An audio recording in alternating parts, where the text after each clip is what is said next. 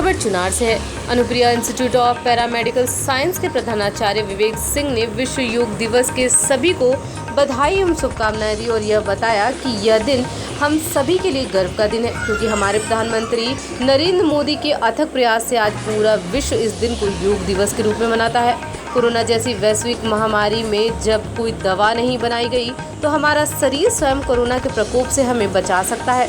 इसके लिए हमारे शरीर का इम्यूनिटी सिस्टम मजबूत होना चाहिए। जैसे कि हम सभी जानते हैं कि योग ऐसी विद्या है जिसकी सहायता से हम बिना किसी खर्च के केवल अपने शरीर को कुछ समय देकर अर्थात योग करके रोग मुक्त भी कर सकते हैं और शरीर के आंतरिक सुरक्षा तंत्र को भी मजबूत कर सकते हैं। वर्तमान समय में यह जरूरी हो गया है कि हम सभी अपने शरीर को रोगों से लड़ने के लिए तैयार रखें, क्योंकि किसी भी समय कोई भी रोग जिसकी आज तक दवा न बनी है या जिसे हम जानते भी नहीं हैं, वह विश्व में महामारी के रूप में फैल सकता है। अतः इस प्रकार के रोगों से बचने के लिए हम अपने शरीर को और शरीर की आंतरिक सुरक्षा तंत्र को योग और आयुर्वेद के माध्यम से सुरक्षित रख सकते हैं। आज हमारे Anupriya institute of paramedical science के प्रांगण में हम सभी योग का अभ्यास किए और सोशल तथा फिजिकल डिस्टेंस का ध्यान रखकर हम सभी ने योगाभ्यास किया।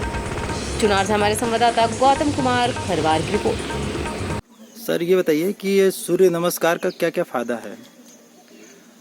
देखिए, सूर्य नमस्कार एक तरह से संपूर्ण योग कह सकते हैं इसको। संपूर्ण योग का मतलब ये हुआ कि अगर आपको बहुत अधिक समय नहीं है योग करने का, तो सुबह के समय में आप सूर्य नमस्कार अगर कर लेते हैं तो लगभग सभी योग के फायदे आपको इस एक आसन में मिल जाएंगे। अब ये आसन जो है ये सुबह के समय ही करना चाहिए।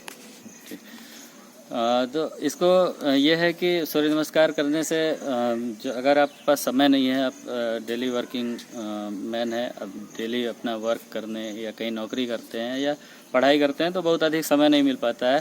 क्योंकि सुबह ही करना है सूर्य नमस्कार, तो सुबह करने के लिए आपको समय निकालना है और योग नहीं कर सकते तो केवल अगर सूर्य नमस्कार कर लेते हैं।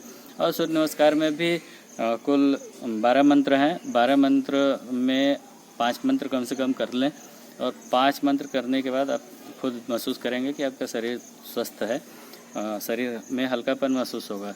अभी वर्तमान समय में चूँकि लॉकडाउन रहा, लॉकडाउन के समय में सभी जितने नौकरी करने वाले लोग थे आर्थिक रूप से परेशान हैं। प्राइवेट नौकरी करने वाले तो आर्थिक रूप से परेशान हैं और घर में बैठे हुए हैं, तो निश्चित है कि खाना पीना जो है वो अधिक हो जाता है। घर में स्थिर रहते हैं तो घर में रहने पर शरीर भारी होने लगता है और शरीर भारी होगा। शरीर का वजन, कहने का मतलब कि उम्र बढ़े तो वजन शरीर का कम हो या संतुलित हो, ऐसा नहीं कि कम होता जाए, कम रहे। और उसमें भी ये है कि हम लॉकडाउन के दौरान बैठे रहे घर में और खाना खाते रहे, समय समय पे सब कुछ मिलता रहा, तो शरीर का वजन बढ़ता गया। उसको संतुलित करने के लिए अगर आप थोड़ा सा समय योग के लिए दे देते हैं तो अच्छी बात है।